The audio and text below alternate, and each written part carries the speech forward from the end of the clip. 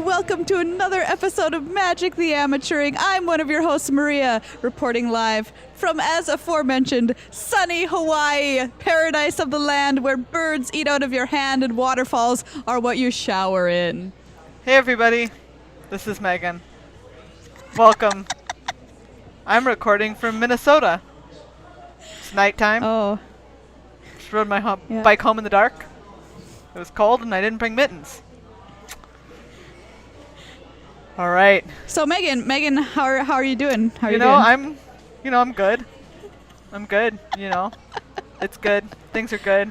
Everything's good. Yeah. Yeah, it's generally, it's good.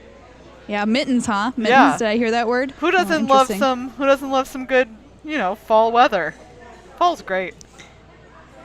Yeah, fall. That word has exited my vocabulary within the last couple of days. It doesn't mean anything to me anymore. I don't know, if Hawaii has a fall. No. Not unless you mean I'm falling for the beautiful weather in Hawaii, which you don't have. Wow, are you trying to pick up Hawaii? Maybe I am. I'm trying. It's just some sick rubbins going on here because I'm hanging out in Hawaii before the pro tour. I'm not even working at the pro tour. I just wanted to come. Oh my god! And I tried to get Meghan to go with me, but she has parents and obligations or something. I don't understand. I know, and this cat. Oh yeah, your cat. Yeah. Meghan has a new cat, and she worries about it constantly. I do worry about her constantly, but I think she enjoyed me being gone. So, I'm going to try to worry about it less. Well, we've got a great show that's spanning the ocean for you this week. We're going to talk about Kaladesh draft archetypes. Meghan and I were both recently at GP Atlanta, so we saw a lot of draft up close and personal, if you know what I mean. Yeah. We were all up in that draft space. Really personal. Like, I smelled that draft. Up in its business. Yes. It was like, excuse me. Can you give me some space? And I was like, yes, because I respect you. Consent. It's sexy, Yeah.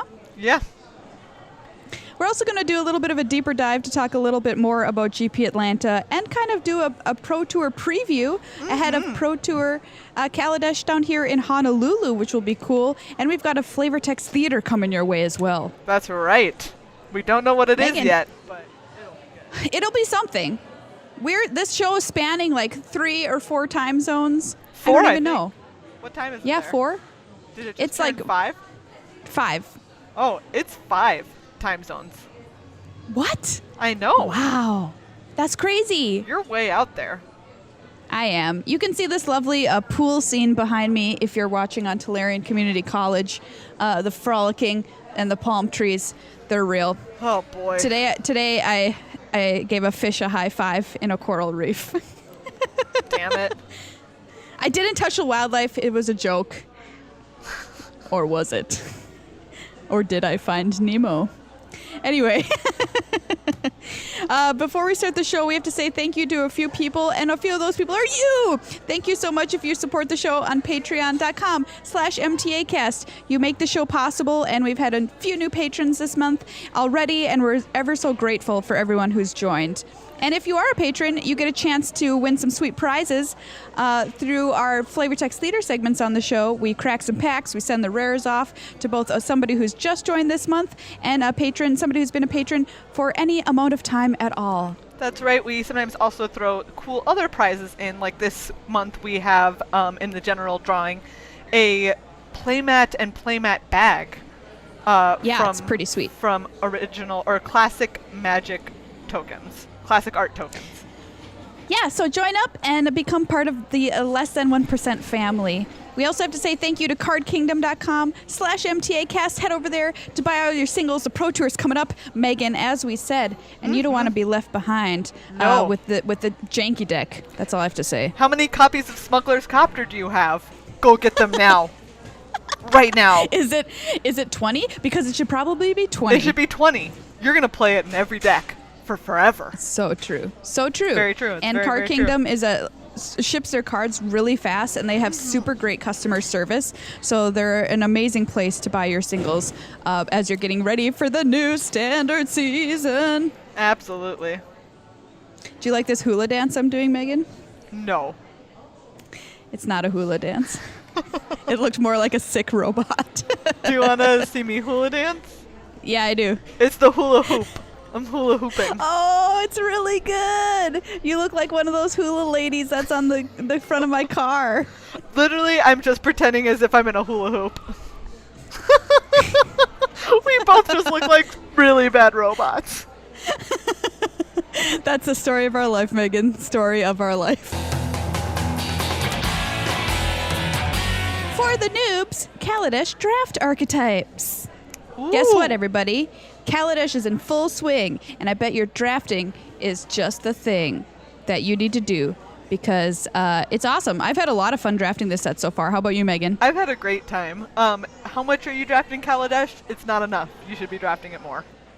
I agree. This set is amazingly fun, and I know a lot of people loved Eldritch Moon, like for good reason. Eldritch Moon is great, but Yeah. like for me, Kaladesh is just like really hitting it. It's Yeah. exactly what I want to do. It's got some silly stuff. It's got really interesting, complex stuff.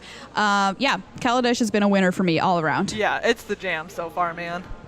So Maria, tell me about a couple of draft archetypes that you yourself have drafted. Well, my number one draft archetype that I've been drafting in Kaladesh is actually Blue-White Flyers archetype, which they classify as blink or bounce. And I think you can think of it in that way, or you can think of it as just like flyers that are going to come in. Things like Sky Swirl Harrier is going to fly over the top, which is a 3/4 for 5. We've got like just little Windrakes. It's 2/2 for 3. Like, get in there, buddy. Get in the deck. Yeah. Fly over. Dukara Peafowl. You're just a 2/4 for a blue. I can give you flying, like worth it. And then I'm going to lock down your stuff with removal spells like Captured by the Consulate or Revoke Privileges or Malfunction. And I'm just going to lock down your stuff, and I'm just going to soar in the air, don't care. But also, if you're playing this archetype, you can consider drafting things like Cloudblazer if you're lucky. That card's a house. The classic. And the classic. Just blink it with Aviary Mechanic and go to Value Town. You know what I mean? Or a Wisp-Weaver Angel. 6 mana, 4/4. Wisp-Weaver Angel. Flyer. Exactly. These are all the things that I want in my life. You know what I mean? Yeah. Or, what's the one that comes with 2 Thopters? Experimental Aviator. Experimental Aviator. Yeah. That's a good one. Yeah, I think I'm in love with this archetype. I don't know how you feel about it, Megan, but it's been my favorite so far. No, I think it's very classic and very solid. So how about you? What's been your number one BF in Kaladesh so far? Well, I've been drafting lots of energy decks. I love the energy combo decks. I have yet to pass a Whirler Virtuoso if it comes my way. So good. Because I'm just like, yes, give me all that energy. Let's do crazy things with it. It's just a ton of fun. But then the other day, I drafted a black-white artifact control deck, which was super cool. It had 2 Restoration Gearsmiths. Which must be nice. Like, that card is just great. Yeah, it is. It's the 2 black-white, and it's a 3/3. And when it comes into play, you can return an artifact or a creature from your graveyard to your hand. And it's just great. You get a 3/3 for 4 mana, which is not shabby, and you get to bring something back. It's super cool. In that deck, I also had a Cataclysmic Gearhulk, which was obviously sick. And I also had an Aviary Mechanic, so I could do things like bounce my Gearhulk, or I could if I already had been developing my board and played the restoration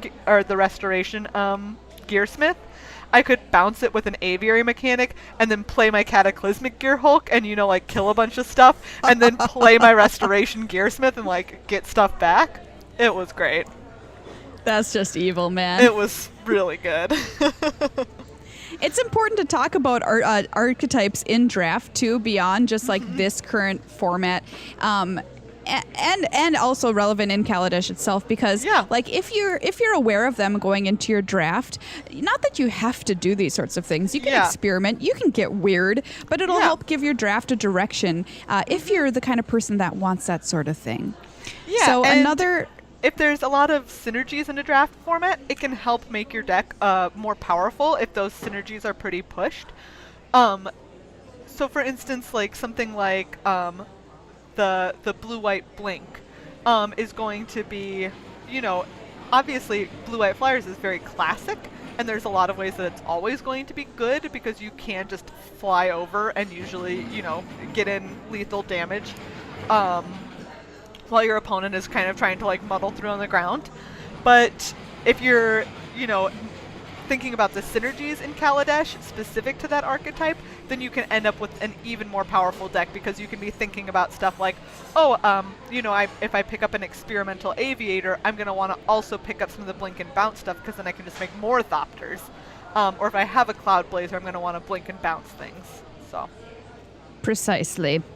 Another archetype that I personally haven't had a chance to draft yet, Megan, but I'm chomping at the bit, is red-green big, like just aggro and energy. Like big, beefy dudes making some energy. My long tusk cubs coming on in. My thriving rhinos ready to thrive and stay alive. Your voltaic brawlers really getting in there? My Maulfist doorbuster's gonna be like, you thought you wanted to block? Just kidding, knock knock, too late. So I haven't had a chance to do this draft yet. Melissa DeTora, friend of the show, has drafted a deck with 4 voltaic brawlers in it. Everybody, that was 4. Insane. That was insane. She lived the dream. Oh boy. So it's possible. Yeah. This is the one I really want to draft. And I think green is a super strong color in this set. And it's something we saw a lot of at Grand Prix Atlanta, which we'll talk about a little later. So that's one that I want to try, but I haven't had a chance to yet. Yeah. Kaladesh is also interesting in that they've done this in sets before, and they've done this in Kaladesh, where there is a cycle of gold cards at uncommon that sort of are signposts to the different deck archetypes. So like I mentioned Restoration Gearsmith, which is the black-white archetype's kind of signpost uncommon gold card. And then again, it points towards like it's trying to be kind of that controlling artifact-based strategy because it's going to let you, maybe you trade away the Dund Operative early, and it's going to let you get that card back that you need. It has Death Touch. It can block a lot of their big stuff later on. It's going to get that value for you in a deck that's looking to go late. Voltaic Brawler, obviously, it's like very aggressive. It's a 3/2 for 2. It has energy that's going to make it even more aggressive, so it's kind of a signpost for that. Same thing with Cloud Blazer. It's a flyer, and it has a synergy that if you blink or bounce it, it's going to be even more insane. Yeah, and you mentioned Whirler Virtuoso, too. Yeah. Just like exactly what red-blue wants to be doing, making some energy, making some flyers, and it's very tempo-based deck, I found. And it's kind of, it's one of the ones that's a little bit more combo-y. You have stuff like Era of Innovation, which you can, if you make a Thopter, you can just pay 1 and you're going to get 2 of that energy back when that Thopter comes into play from your Whirler Virtuoso, so you're super close to just making another Thopter off Whirler Virtuoso. So let's just run through quickly what some of the other archetypes you might run into are. There's green-white, which is like tokens and going wide, and cards we can look at that point to this strategy are Engineered Might, which gives +2/+2 or +5/+5 to one creature, or +2/+2 and Vigilance to all your dudes, and Inspired Charge, which gives +2/+1 to all your dudes at instant speed. So those are kind of like the big payoffs for green-white.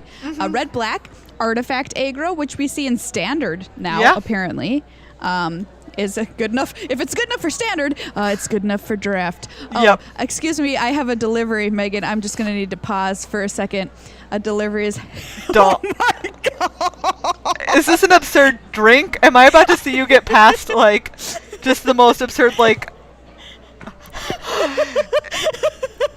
Is that a drink inside of a pineapple? Are you kidding me? Are you kidding me right now? If you aren't watching the video version of this show, you are missing out because this is the most ridiculous thing that has literally ever happened to me. It has 4 umbrellas in it. I can count 4 umbrellas from here. I can't see Maria's face. I'm blocked by it. Look I can take the top off. Oh my God. I'm so jealous.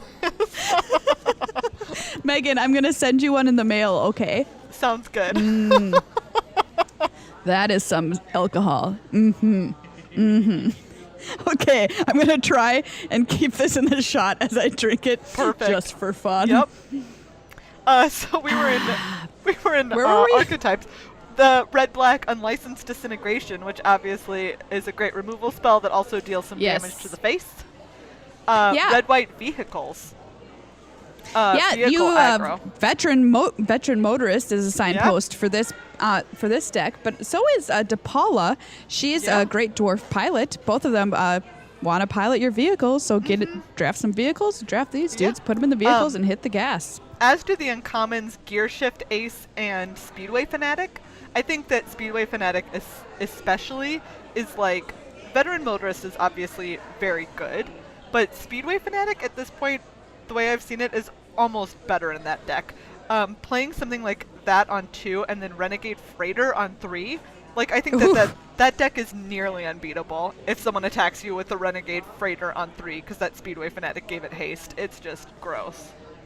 Yeah, Renegade Freighter, one of the all-stars in the format, I believe. Yeah. It's like, and I think it's in here, too, to keep a good balance in the draft format because we'll talk about this, too, but I think Kaladesh seems, at this point at least, relatively healthy in that you can do silly things if you want, or you can be punished for doing silly things by cards like Renegade Freighter. Yeah, absolutely. Very true. So we talked about blue-red artifact and energy combo, blue-green big energy. So this is, again, your Riparian Tigers, dudes that you're pumping up and making big because of the energy that you've gotten. Green-black is +1/+1 counters matter, and we see the signpost for this deck in hazardous conditions, which gives creatures -2/-2 that don't have any counters on them. And you mentioned white-black. So we've covered, that's all of them, kids. Hope you're taking notes. We missed blue-black, which is Contraband Kingpin, which is sort of artifact-based control also. Correct. Contraband Kingpin, just a sweet card that lets you scry, gains you some life. It's just a great blocker. Good card. Yeah. It's a quality card. I've yet to play, a control deck in this format, but I'm sure it'll happen someday, right, Megan? I'm sure. If I open like Demon of Dark Schemes or something, I'd probably still be aggro. Noxious Gear Hulk. That'd get it pretty good. Yeah. I'd do that. I'd do that. So what I'm interested to find out is what everybody thinks are the strongest archetypes yet in Kaladesh. I think there's a lot of viable options that you have.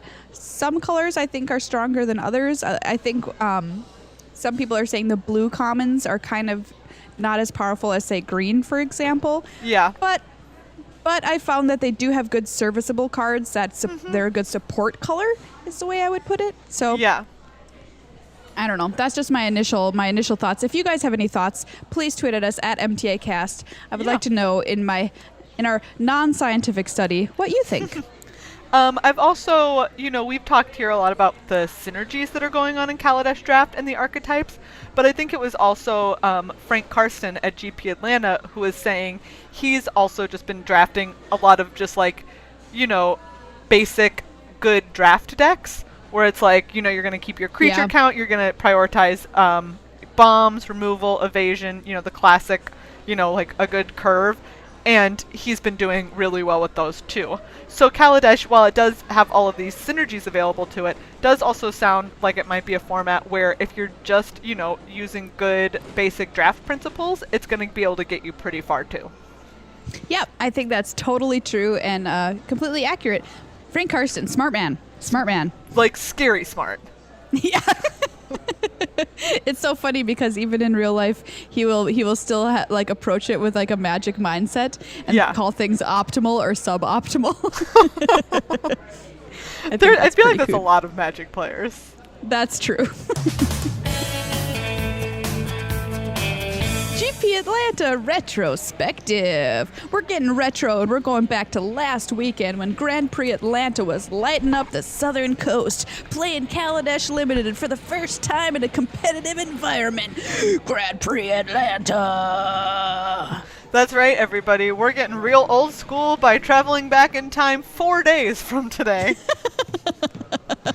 We sure are. To Saturday, where, like Maria said, Kaladesh was happening down in the Atlanta World Congress Center, the coldest building I've ever been in my life. It was freezing. It was like we were doing the show inside of a giant freezer, Megan. At the end of it, I was like, wow, this is a way that you could legitimately, I felt like I was being punished for something. It was so cold in there. Torture. I was like, Georgia hates me for some reason, and I don't know why, but they're punishing me by putting me in this building. Megan was doing text coverage, and I was taking my first spin as play-by-play at GP Atlanta. In between rounds, so I have to wear this suit jacket or whatever, which is not warm enough. Between rounds, I went and specifically bought a sweatshirt and would rip off my suit jacket and put on the sweatshirt in between rounds and do little jumping jacks in the corner so I could keep myself warm. I was wearing, on day 2, I was wearing a sweater, a hoodie over the sweater, a scarf, and a hat. I wish I had brought gloves to type in. Yeah, I believe you. It was cold. It was so But cold. despite the fact that it was cold, it was also really cool, if you see what I did there, to see Kaladesh. I got it. It limited in action. We saw a bunch of sealed coming in on Saturday and a bunch of draft on Sunday. Oh, it was so great to be able to watch that much limited up close, Megan. Yeah, it was really cool. So a couple of the decks on day 1 that went undefeated. It was neat that they're kind of across the spectrum. There was a black-white kind of more control-oriented deck that had Tidy Conclusion, and it had a Cataclysmic Gearhulk, and a bunch of copies of Die Young. Yep. Then there was a deck that was literally 5-color good stuff. As I was typing up the deck list the next morning, I had to go find the guy who was playing it because I couldn't tell if it was marked that he had played the Aether Squall Leviathan, because it was his only blue card. Oh, Aether Squall, yes, Ancient, Aether Squall Ancient. What? That's 3 blue. He was splashing that card. Yes. Or 2 blue? I don't know. It's a big commitment. So it was green based, but it had some of everything in it, which was kind of crazy. Afterwards, I was like, "Wait, is this an Aether Squall Ancient in your deck?" And he was like, "Yeah." And I was like, "Wow." All okay, right. just checking. Yeah. There was a guy who, it was pretty funny. He was just there for his friend's bachelor party. Yeah. And he ended up losing 1 game on all of day 1, and he was playing red-black aggro. He had a Chandra in it. Sweet. Yeah, it's pretty cool. I think this is kind of the story of the weekend a little bit, is that there were so many decks performing well across the spectrum, all different sorts of decks. And one that we saw in the feature match area had 3 mythics in it, so it had 2 Gearhulks and Sky Sovereign, console flagship, versus Cedric Phillips' deck, which was just a little fast, aggressive renegade. It had 5. Cedric's deck had 5 vehicles in it. Wow. And it was just very aggressive, beat your face in. And it managed to beat the deck with those absurd mythic rares, which I think is pretty telling too. Yeah. I also, so on day 2, I watched a draft by, I watched the second draft of the guy who went undefeated up until the finals. So he won 14 rounds straight through. And then drew into the final, or drew into the top 8, and then won the quarters and semis, and then lost in the finals. And so I watched his second draft, and it turned out to be looking at it, it was a little bit of a train wreck, which he knew afterwards too. it was just like, and it's not that he was drafting poorly, it's that like his seat just kept getting past nothing good. There were like no good cards in the packs that he got past. It was crazy. He had one playable rare in the whole thing. And then he ended up, he still went on to win two matches with that deck to make the top 8. And it was just like, straight up like taking this pile of cards from a bad seat and like putting together like a functional deck and just playing it well. It was really cool. Yeah, we saw a lot of that, like people making the best out of a bad situation, people crafting crazy decks, like Sam Black had a super sick, like energy-based deck using modules. We had somebody who had a double Panharmonicon deck. Yeah. Like, what? And we also saw people playing very straightforward, aggressive decks, making use of, as I stated earlier, like Renegade Freighter or other vehicles and just smashing face, which to me is a sign of a really super fun format that you can do both of those things and they can all coexist. Yeah. So the champion of Grand Prix Atlanta was Carlos Ramao from Brazil. Yeah. He was a world champion back in 2002. Yeah. And coming back to the top. He was also the Magic Online world champion in 2010. Yeah, so he's had some victories under his belt, and Atlanta's another feather in his cap. Yeah. He drafted basically a mono green deck for the top 8. Splashing which was one Skywhaler shot and one Aetherborn Marauder. Yeah. It was very strange, like, because Marshall and I called the draft and we're like, is he mono green?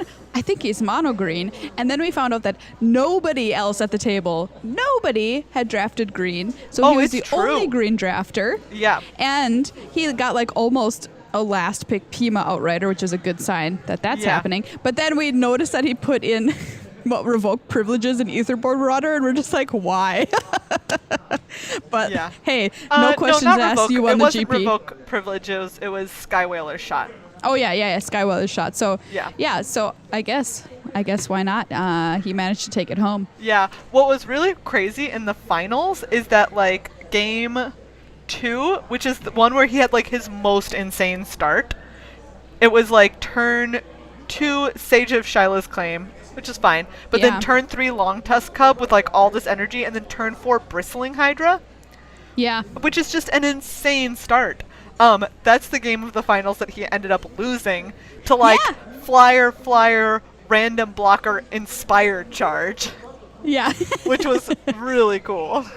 That was a great game to watch. You can go back through the archives, either on Twitch or on YouTube, Magic's YouTube channel, and check that game out, because that in particular was like, it was so close. It was so close.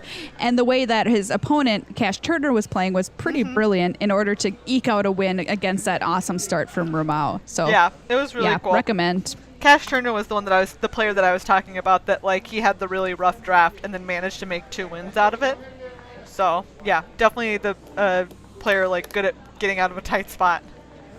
Something else that I noticed, I don't know if you noticed this, Megan, was kind of the idea that random artifacts can be better than you might think they are. For example, like the card Doomed Operative, it's just a 2/2, but it becomes a 3/2 with Death Touch if you have an artifact, which is pretty good for a 2-drop. I love that card. I think that card is quite good sometimes, or quite good a lot of the time. Yeah, and if you don't have a servo around to help you out, well, you can like help yourself out by drafting cards like Inventor's Goggles. There were so many Inventor's Goggles running around. Yeah. Even Consulate Skygate, some people were playing that card, which is an 0/4 defender with reach. Actually, so something that I talked to a couple of players about over the weekend that I thought was really interesting was how they don't think that kind of like the middle of the line 3-drops in this set are very good. It's not that they're not on their face good cards, like the 2/3 with Prowess for 3, for instance. On their face, they're totally fine, and in any other set, they'd be totally serviceable. But in this set, there's stuff like Consulate Skygate, which is actually in this set a very good card because it can come down on 2 and then just block basically everything. Forever. Yeah, and then you have also at common Pima Outrider, which just like wrecks everything with 3 power or 3 toughness. Because it can be a 4/4 for 4, and it's just that 3-drop slot in this set isn't as impressive as it usually, or as, solid as it usually would be. That's an interesting point.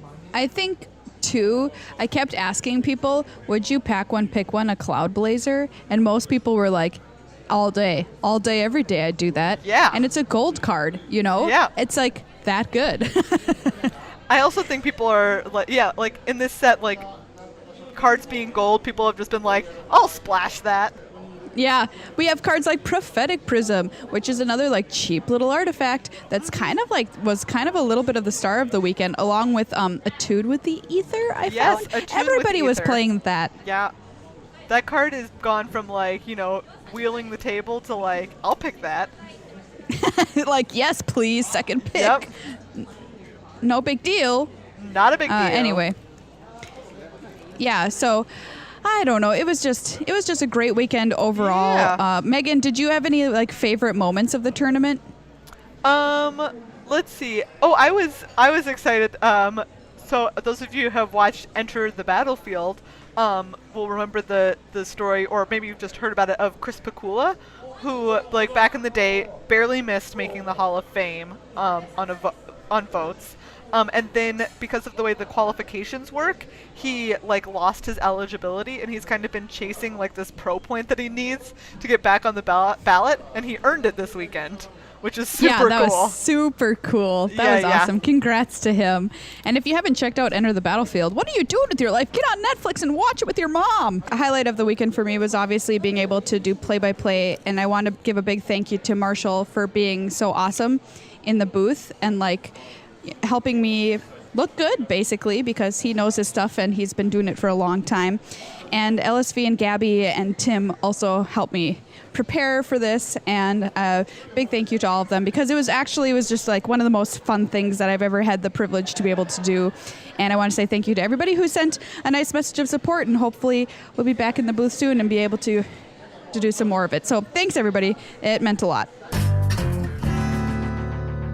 Well, we're here with LSV hanging out in Hawaii. How are you doing, LSV? I'm doing well. All right, so the Pro Tour's coming up. You're going to be in the booth. I am. How are you feeling? Good. I mean, it's kind of weird because it's the first time I haven't played in a Pro Tour in a long time, but I'm looking forward to it. I'm doing coverage prep right now. I'm actually typing up deck lists and all this other official coverage duties, so it should be fun. I have a really important question to ask you. So I tried to slip in a monkey joke with Marshall this past weekend. Are you going to be able to do it successfully on Pro Tour coverage? I actually tend not to, but that's just because I'm very professional. I'm not amateur. I don't believe you. Okay. I'm not that professional, but I still generally shy away from the monkey jokes with Marshall. I don't know why. Okay. I for some reason, I think maybe that I got bored of them. Yeah. You're ready to the next level. Yeah. I got to figure out what the next thing is. Okay. So ahead of the Pro Tour, what are you personally looking forward to seeing happening at the Pro Tour? My favorite deck for sure is the Metalwork Colossus deck. Like, you have a bunch of artifacts, you make it free, you trigger Sanctum of Moon, get another one. It's just a really fun deck. I haven't seen this one yet. Yeah, I hope it shows up, but I don't know if it will. How about a specific card? Are you hoping that anybody builds around a specific card? It would be pretty cool if someone actually made an Aetherflux Reservoir deck, like a Storm deck, but I don't know if that's good either. But that would be really nice. If someone gets 50'd on camera, it'll be sweet. I mean, I'm sure there will be some copies of that in the Pro Tour. I just don't know how many. I want that. That would be my personal I want favorite. that so much. I see it in your eyes, Meghan. I all do. the way from Hawaii. Yeah. All I want is to gain a bunch of life and then 50 me my opponent. Who needs interactive magic, you guys? Not me. Agree. How about draft? What would be your pack one, pick one ultimate dream? I mean, Soul Ring is the easy answer. But if we're taking the masterpieces off the table, I don't know. Skyship or Sky Sovereign, the Consulate flagship, is a pretty good answer. The card I've had the most fun playing with is Restoration Gearsmith. I don't think big. Just an uncommon will be fun for me. Okay. I told Maria, you missed this part, but I drafted a deck that had 2 of them. It was beautiful. It was beautiful. Yeah, that is great. And amazing. So, I also, I have a masterpiece, Soul Ring. Like, if you wanna. I did see that. I did see that. You. Sick brags. Okay, we might be in Hawaii, but we don't have a masterpiece Soul Ring. We get it, Meghan. Yeah, you know what? Do you want to swap? No. Yep. All right. I tried. All right, I'm gonna give you a little umbrella for my drink. It's kind of janky, but this is a thank you for doing a cameo on Magic the Amateur. No problem. Enjoy, and thanks for the umbrella. Yeah.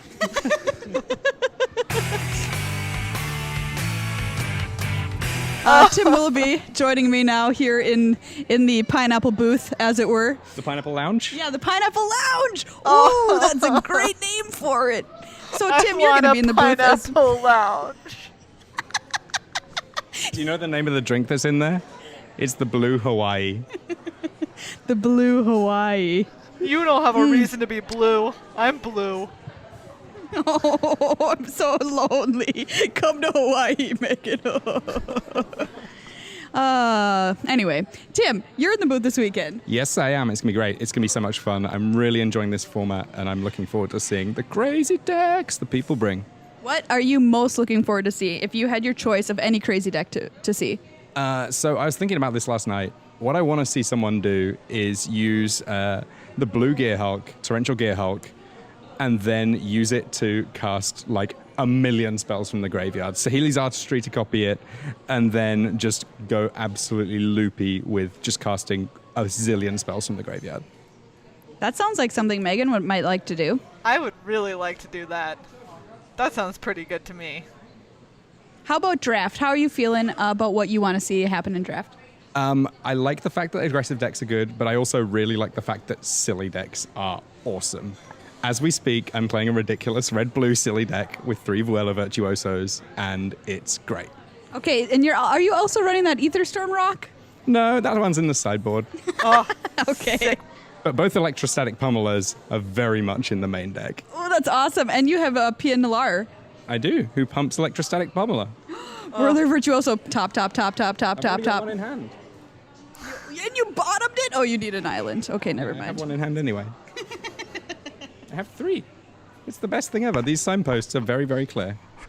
So in your opinion, what is your favorite card to draft in Kaladesh? It's a good question. Like, I refuse to ever pass the Panharmonicon because it's too much fun. I think that's basically my number 1 pick forevermore in this format. But there's a lot of really good picks. Like, Prophetic Prism just seems like it goes in every deck and is great in every deck. I love that. I love this, like, playing Magic Online and doing an interview at the same time. Sometimes you just have to multitask. Like, I'm not built for it, but I'll do my best. Okay. Thank you for joining us on this episode of Magic the Pineappling. Here's your commemorative mini umbrella. Got it. Oh, it looks great on you. Thank you. Bye. If you're interested in tuning in and watching Pro Tour Kaladesh here in Hawaii, which you should do, it's awesome to watch. Get those pizza rolls out. They do not support this podcast currently, but it starts at 9 a.m. local time here on Friday. All day Saturday and Sunday will be the top 8. It's one of the best Magic events of the year, the Pro Tour. So make sure you catch it out on twitch.tv/magic. It's going to be a great time. All right, everybody. We are here with Flavor Text Theater Kaladesh, dating game edition. So since Maria is in Hawaii and I have the pack in front of me, the cards, the contents of which will be added to our drawing for a Patreon subscriber at the end of the month, I'm going to crack this pack, choose three bachelors or bachelorettes out of it, and then Maria is going to have to guess the 3 of them. So here we go. Oh, and now, like, anybody who ever thinks we cheat during this game, you'll know that it's definitely not true. It's completely not. Okay, let me see. I'm gonna sort through these over here for a minute. Okay. While you do that, I just remembered we didn't talk about Grand Prix London, which also was happening at the same time as Grand Prix Atlanta. Oh, yeah. And we weren't there or anything because teleportation doesn't exist, sadly, right now in our lives. No, it doesn't. But Marcio Carvalho won. He went 9-0 in draft matches. You might remember him recently from the World Championship as being a finalist against BBD. Yeah. And BBD ultimately won and the World he got Championship. there by being the draft master. Yes, he did. So, well, I guess defending that title in London, our good friend Neil Rigby made top 8 over there in London. He works on coverage, so that was really, really cool to see. So congrats to him, and congrats to everybody who had great finishes in London. There was also a great photo of Neil online of him winning a GP. Was it like 16 years ago? Yeah, something And like then that. of him winning this year. It's great. Yeah. All right. I've got them. Okay. Yes. All right. Okay. Welcome to the dating game. Bachelor number 1. Yeah. If we were in Hawaii together on a romantic vacation, what kind of drink would you buy me and why? Well, I don't think that I would buy you just one drink. I think it's important to invest a lot in a drink, and then you have to recoup your investment, and then I could get you another drink. So, while ultimately I might only get you a first drink, and it would be a really good drink, then I would hope to later, also get you more drinks. Okay. Okay, that sounds good. Bachelor number 2, same I'm not question. just a one drink person. Hey, okay, so I would get you, what's something really, something good? Do you know what? I just want to get in there, and it would just be, it would be a drink that tastes good, and it would, it wouldn't be too much, but it wouldn't be too little either. It would be a perfect, it would be a perfect good first starting drink. I would get you a good drink. It would be good. I would be, you'd be doing good after that drink. You'd be doing well. You'd be doing all right. Bachelor number 3, same question. Well, I guess it just kind of depends, I probably wouldn't poison your drink, but there's a chance that I might. There's a chance that the drink might kill you. I don't know. Okay. Bachelor number 1. I Yeah? want to know you're meeting my parents for the first time. Okay. What is the first thing that you do? I would give them a gift. I think it's important to give gifts. I would give them, some sort of neat working trinket. I would give them a gift. And then maybe later on down the line I would give them another gift later. I would hope to give them another gift later. But I would definitely give them a first gift. It would be a good gift. What kind of gift are we talking about? Something practical. Something good. It would, not Something that sticks around or something that goes away? Oh, it would stick around. This gift does not Okay. go away. And it's not Okay. amazing, but it's better than the baseline gift. Same question, Bachelor 2. Hey, I would be, first of all, I would be really excited to meet your parents. I think that they're doing good and I'm doing good. I'm always doing good, I'm just great. I'm just generally doing great, and I would want your parents to see that they're great also. So yeah, I guess I would give them, maybe some, not anything too fancy, and definitely nothing made out of ivory, because that's messed up. That is super messed up. I want to say that you're Speedway fanatic, but I'm not sure. No, man. I'm just doing better than that. I'm just I'm doing so good. I know that Louise is recruiting for a second. I'm just doing, I'm good. And you hate ivory. Yeah. It's messed up. Long tusk cub. No, man. Don't know. Number Look, 3, same I'm just question. doing good. Hey. I mean, look, I would get your parents, something cool. If they could even see me from, I might just skulk behind, one of these things that holds up their porch or whatever, so they can't really see me. I would get them a gift, and maybe it would be a deadly gift, but maybe it wouldn't. All right, you're Narnum Cobra for sure. No. I quit. I'm so bad at this game. Look, I'm just look, maybe they wouldn't even see me, okay? I'm just gonna go. Oh, I'm just gonna go Doomed hide. operative. Yes. Okay. That's okay. me. Nailed I'm it. Bachelor 3. I still like. Okay, bachelor number 1. I'm gonna guess fabrication module. No. Ugh. Ask me another Dang it. question. You've only asked me 2 questions.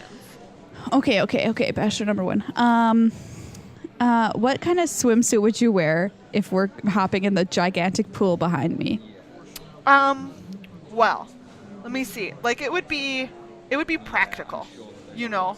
Like I always like to make things that are, you know, are worthwhile, that are like good, that are like a little better than average.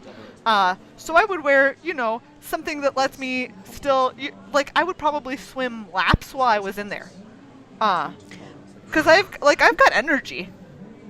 Whirler virtuoso. Yeah. That's Yes. me. I'm Bachelor 1.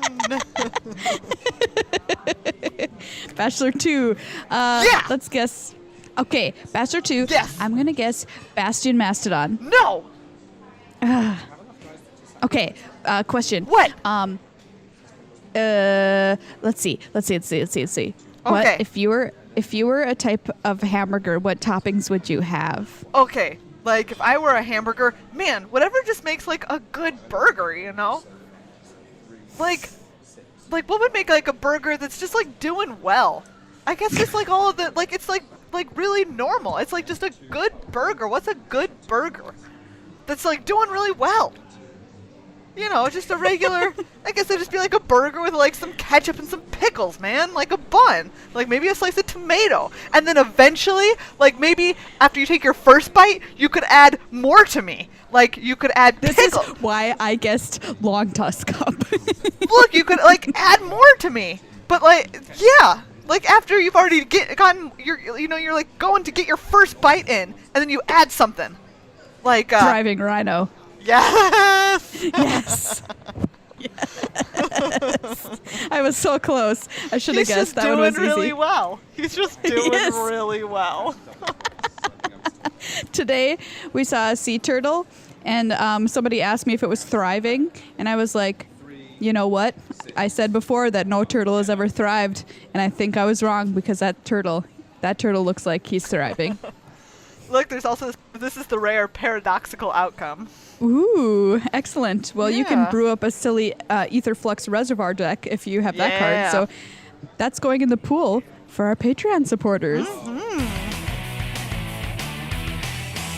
That's our show for this week. Thanks for hanging out on in Hawaii, back in Minnesota, and everywhere around the world that you happen to be. Yeah. Thanks for checking out the show. Make sure you check us out on Twitter at MTAcast. You can send us an email at magictheamateuring.com. And of course, we so much appreciate your support on Patreon. If you are able, you can throw as little as $1 an episode our way, which is $4 a month, which helps us so much continue producing this content.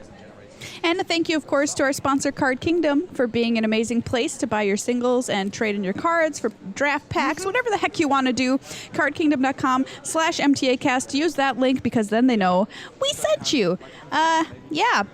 So next week we're going to be talking all about, we're going to be doing Pro Tour wrap. I'll have some interviews with players. It'll be just general good times. You don't want to miss it. You know what I mean? No, you don't want to miss it. Megan, do you want me to get you some mittens down here from Yeah, back can from you Hawaii? buy me some Hawaiian mittens? Yeah, I'll do that. If you okay. walk into a store, they're probably going to be like, what is a mitten? Yeah, they probably would. Here, have a drink. Have a drink.